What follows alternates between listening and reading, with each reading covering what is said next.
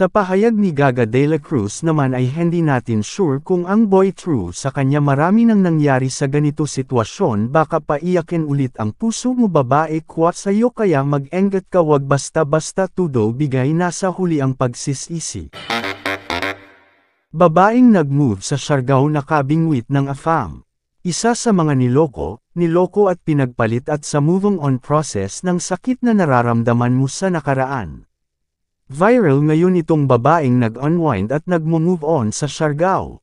Dahil gusto niyang makalimutan ang sakit ng nakaraan, naglakbay siya sa Siargao at sa hindi inaasahang pagkakataon ay doon niya nahanap ang AFAM na ginagamot ang kanyang sugatang puso. Ayon sa survey, 77% ng mga lumipat sa Siargao ay apektado ng AFAM nang sila ay bumalik. Ikaw ba ay kasalukuyang nasa proseso ng pagpapagaling? Egora muna yan baka ang AFAM ay para sa iyo. Ang sabi ni Nicole, wow dyan pala ang tadhana nyo. At kay Mendez naman sobrang pogi mo naman di kayo bagay niyan. Kay Cha naman ito ang sinabi parang hirap paniwalaan. Pero good luck and God bless enjoy.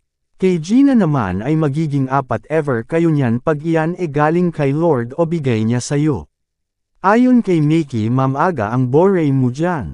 Kay Liza naman mamingwit na lang tayo ng AFAM hehe.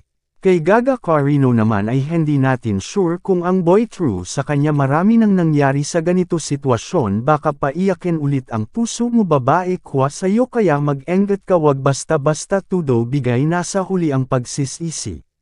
Kay Marvin naman ay ang wafo ng AFAM, good luck sa'yo ate girl, naway siya na yung para sa'yo.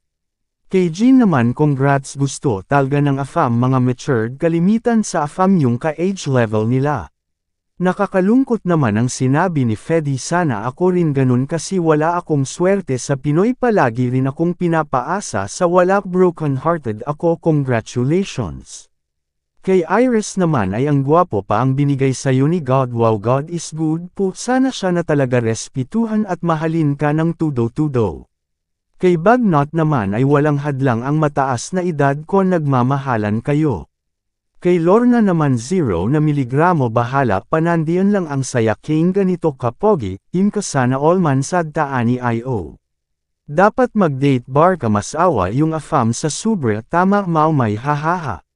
Kay Glendale ay kakaiba rin ganun talaga ang buhay minsan parang gulong yan kaya king nagmaalan man sila handi yan base sa edad at itsura o hugis ng katawan baka naman mabait ung girl at mapagmahal kaya siya nagustuhan ng AFAM. Miren nga nakita ako nag-vlog siya mirong AFAM may anak na sila isang ganyan na ganyan sila siguro nakita nyo na sila.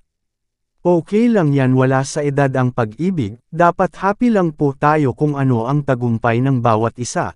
Malay one of days day Q naman bless ni God basta single ka lang, love you with the love of God.